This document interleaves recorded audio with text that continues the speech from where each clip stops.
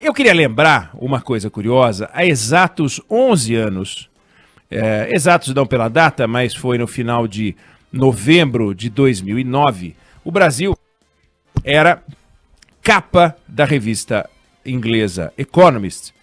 E o objetivo dessa capa era festejar o fato, eram 14 páginas dedicadas ao Brasil.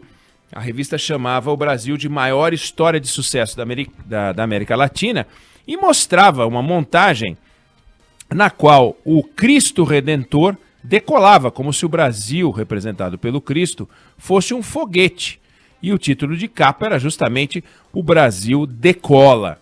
Um negócio muito interessante. Era um país de promessas, o Brasil estava investindo no pré-sal, né? E olha que interessante, 11 anos atrás, 2009, a gente estava nesse momento num governo que faria muitas coisas erradas, como a gente descobriu com o tempo.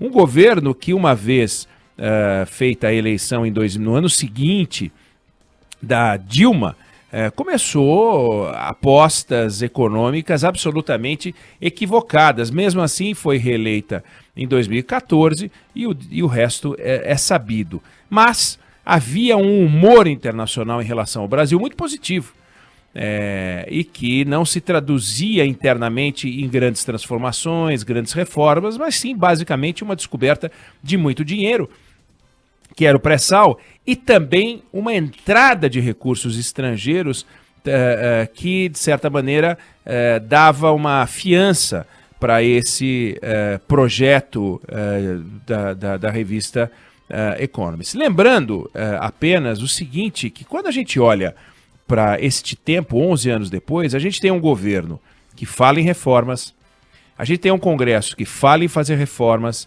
a gente tem governadores que propõem transformações, a gente tem prefeitos que acabaram de ser eleitos sensatos, os mais equilibrados venceram os menos equilibrados, que ficaram pelo caminho no segundo turno, não há nenhuma aventura saída das urnas. No entanto, quando a gente olha para a realidade econômica brasileira nesse momento, cadê o dinheiro entrando? O dinheiro de investimento estrangeiro desse ano, 44% menor do que no ano passado, no mesmo período. O volume de exportação brasileira caiu 8%. O volume de importação brasileira caiu um pouco mais, caiu 15%. O que garantiu, com a entrada de recursos estrangeiros, ainda um saldo positivo. Como é que a gente para em pé hoje? A gente está parando em pé, do ponto de vista internacional, graças à China.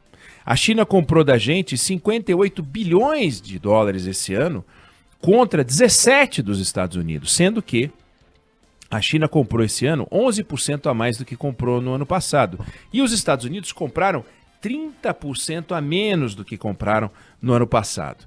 Essa é a nossa realidade e é para isso que a gente tem que olhar. Temos um grande parceiro, temos que fazer muitas mudanças internas para largar um pouco essa dependência, mas essa é a nossa construção nesse momento. E, no entanto, a gente tem uma lição de casa a ser feita que não é feita. Como é que pode, há 11 anos, um governo que também não fez reforma administrativa, também não fez reforma tributária, não havia feito a reforma previdenciária, no entanto, havia um sentimento que o Brasil estava decolando. E hoje, o sentimento é um sentimento ruim.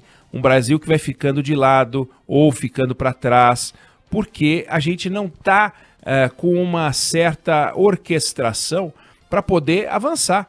O presidente da República se estapeia com os governadores não se entendem entre si numa coordenação. Os prefeitos agora são novos prefeitos, embora 60 e tantos % dos prefeitos tenham sido reeleitos e, portanto, nem posse vai ter, ele simplesmente continua, não vai passar a faixa dele para ele mesmo. Então, quando a gente olha esse cenário, havia uma notícia boa, que era uma percepção internacional a favor do Brasil. Qual é a notícia boa que a gente tem hoje para dar, Débora Alfano? Qual é a conquista que a gente tem hoje para dar? O que o Congresso Nacional está conseguindo aprovar? O presidente da Câmara, Rodrigo Maia, disse que que a Câmara dos Deputados está pronta para votar a reforma tributária. Mas se você pegar, hoje o Estadão fez uma reportagem que mostra que da pauta econômica que está no Congresso, só 2 projetos estão avançando, Cadê a reforma tributária? Cadê a administrativa? Cadê a PEC emergencial? Cadê a PEC dos fundos? Cadê a PEC do Pacto Federativo? Não tem nada.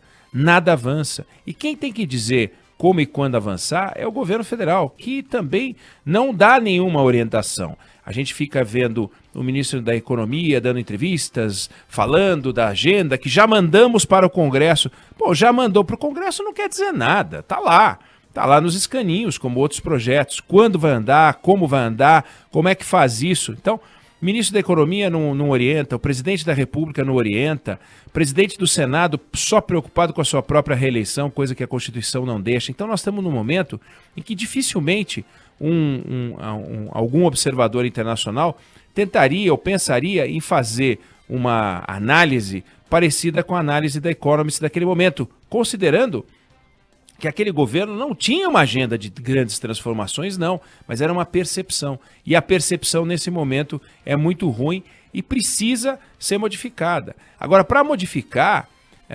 eu entendo que são instrumentos muito simples para você governar um país. Você precisa ter uma bússola e uma ampulheta.